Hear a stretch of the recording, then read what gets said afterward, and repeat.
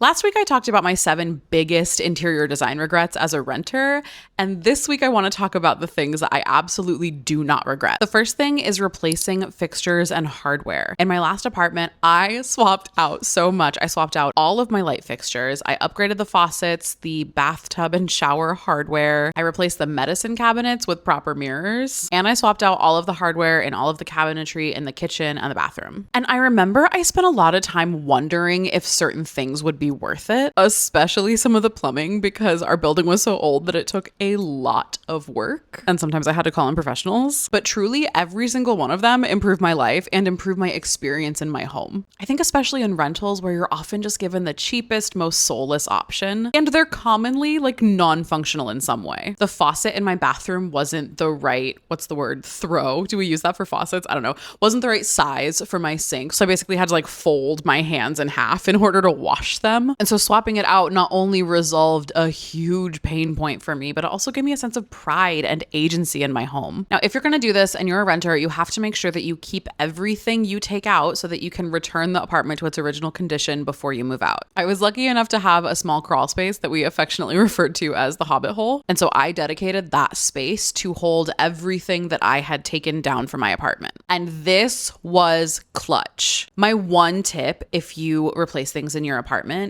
is not just to make sure you keep everything, but label everything and label it really, really clearly. You assume you're going to remember what it is, but trust me, you absolutely will not. Moving is already so stressful. You do not need to add trying to remember if that light bulb came from the kitchen or the bathroom or the hallway. Set yourself up for success and label. I used banker's boxes that I had left over from moving. And so I labeled the box with the room that it belonged to. So every room got its own box. And then inside, I labeled each individual item. And for small items with like lots of pieces, I would put them into like a gallon-sized Ziploc bag and label the bag. So it was like hallway, light fixture, bedroom, curtain hooks, like very clearly. That way, when I moved out, I could just put the box in its corresponding room and replace everything really quickly. Or if for any reason I couldn't be the one to restore it, I could make it really easy for whoever's job that was, like if it became my landlord's. So take care of your future self and make sure that you not only keep, but clearly label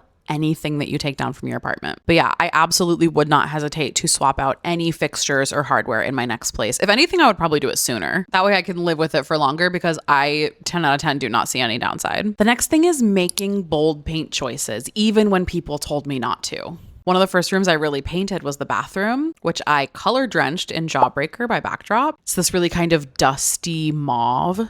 And then I painted the Vanity McQueen, which is this really deep, deep black that has a purpley undertone. It's so pretty. And disclaimer, I never actually purchased Backdrop paint. I just took the swatches to the hardware store and asked them to color match. So this is not necessarily an endorsement for Backdrop. It's not an admonishment of them either. I don't know them. I think the colors are cool. I haven't bought the paint. Anyway, it is an endorsement for trusting your gut. I was hesitant. And it's because I listened to other people, because people told me I would outgrow it or I would get sick of it or it was a mistake. And like, maybe you should just do an accent wall, or if you really want to have pink in your bathroom, get it in a towel. Like all of the advice that I would give someone, frankly, if they wanted to do a really bold design choice that I didn't believe in. And I was pretty steadfast on wanting to do it, but I let them get to me. And one day I just finally did it. And oh my God, I never looked back. It was beautiful. And I get that it wasn't right for everyone, but it was absolutely right for me. It just felt so cozy and inviting and healing and kind of sexy. I loved it. And then when my partner moved in, we also painted the kitchen cabinets. It was like the first thing that we did together. Well, our friend painted the cabinets for us. Shout out to Jack. And at first we were just going to paint them like a clean white, but then on a whim, we both were kind of like, what if we went dark? What if we paint them dark gray?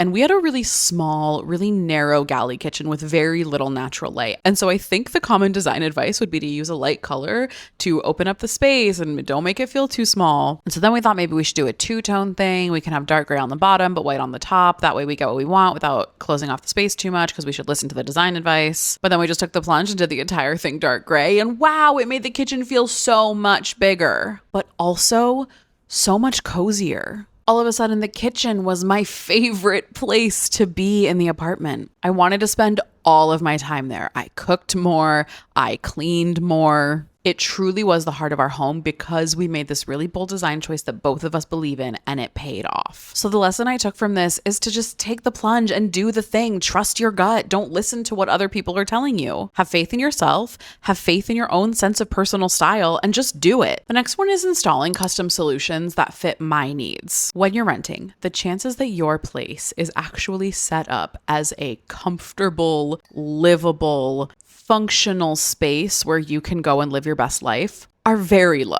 especially if you're renting in a major city. And hey, if you got the key and you were like, this is perfect, no change is necessary, power to you. But the chances are that is not what happened. I hesitated for a long time to do anything custom because it felt like a waste of money and materials. Because if it's custom, then it's not something you can take with you, right? But the truth is, I lived there for almost 10 years. And that's a long time to have something that doesn't work for you. So there are 3 major custom upgrades that I made that I would do again without question, even though I can't take them with me to my next apartment. The first one is custom window treatments. When I moved in, we had these absolutely hideous curtains. I could have replaced them with nicer curtains, but I was in desperate need of climate control and of a way to have privacy without completely blocking the light. So I saved up and I invested in cellular shades that could be opened from the bottom or the top. They were perfect for me. I did end up layering them with curtains on some of the windows for added insulation, but also just for style. But they made such a big difference for me. And the second is customizing our closets. The apartment had really amazing closet space. It wasn't necessarily well set up, but there were a lot of closets. My partner moved in and we were combining our households and we had a storage problem. And even though we both downsized a lot when we moved in together, the truth is that the builder grade closets just were not set up in a way that was functional for us. One of them was literally just like an 8-foot tall empty space. No shelves, no rails, no nothing. So we decided it was worth it to invest the time and the money to create custom solutions for ourselves. And this is a balance because a true custom closet will cost you a ton of money, like tens of thousands of dollars. And we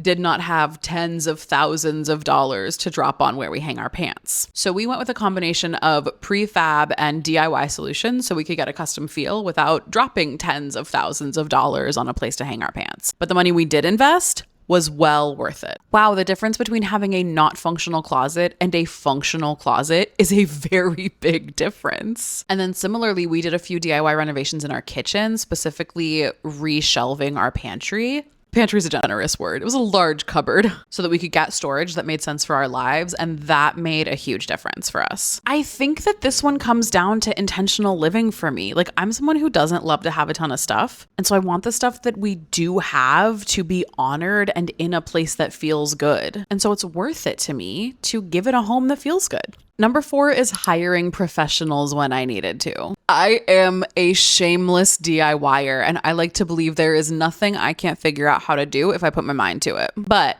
I did get in over my head a couple of times, specifically once with plumbing and once with electrical. Oh, and once with trying to deep clean my own carpets. And when that happened, I do think that hiring a professional was the right choice. And this is tricky if you're a renter because often maintenance is included in your rent and your building likely has contractors that it works with who provide services to the tenants free of charge. Well, free of charge for you. They charge the landlord. It's also likely that you don't have any kind of control over when those people come or how good of a job they do or what state they leave your place in when they're done. Our building's plumber did not do a good job. I'm not saying he's not a good plumber. I don't know what his actual skill level is. But what I do know is that he cut corners and left jobs half finished and ultimately ended up flooding my kitchen not once but twice. So when I was replacing my own bathroom faucet and got stuck in the middle, I did not trust him to finish the job. So I went to the internet and I researched someone I thought would do a good job. He showed up in the scheduled window. He did a great job. I paid him and he left. And I paid him out of my own pocket because it was worth it to me to have that job finished right and to have it finished on my schedule. And this is kind of dicey territory because the truth is, once I made a change to something like the plumbing, then that contractor would no longer work on that thing. So I had a plumber replace my faucet. If that faucet was later leaking, a job that I would trust our building plumber to come take a look at, he wouldn't look at it because it had been self-modified. So his rule was if I didn't put it in, I'm not touching it. I don't know if that's the law.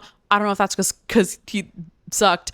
I don't know why, but I do want to put a little disclaimer on that. I then am accepting the responsibility that anytime this faucet breaks, I'm going to have to hire a real plumber. I think the trade-off is that the faucet broke less. So I shouldn't say real plumber. I'm sure he's a real plumber. I just didn't like him. Okay.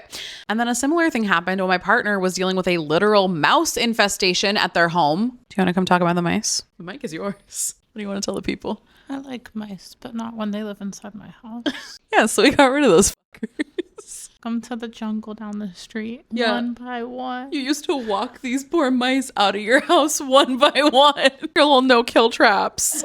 That was my partner. Everyone say hi. The guy the landlord hired to fix it not only just didn't show up, like just straight up didn't come when he said he was going to, but also just flat out did not do the work that he billed the landlord for. It was months of stress and exhaustion and frustration before they finally just decided to hire their own company. That company solved the issue in a matter of days. Sealed up a couple of holes and the problem was gone. So for me, when I rent an apartment, I consider myself a steward of that home. I feel like it's my job to care for it, to maintain it, and to leave it better than I found it. And so for me, it will almost always be worth a little extra money to have something done right within my means. And then finally is enlisting the help of your family and friends. I've talked about this before. I'll talk about it again. I'll talk about this until I'm blue in the face. I truly think there is nothing that can make your house a home more than inviting the people you love to help build it with you. Some of my favorite memories in my apartment are asking people I love to come over to help me paint or build furniture or move something or hang artwork. I truly think that building a home should be a communal activity. So don't be afraid to ask for help from the people you love. They want to help you. And it will infuse your space with memories of people you love. Literally, what more could you want? Now I want to hear from you. What design decisions have you made in your rental that you would, without question, do again?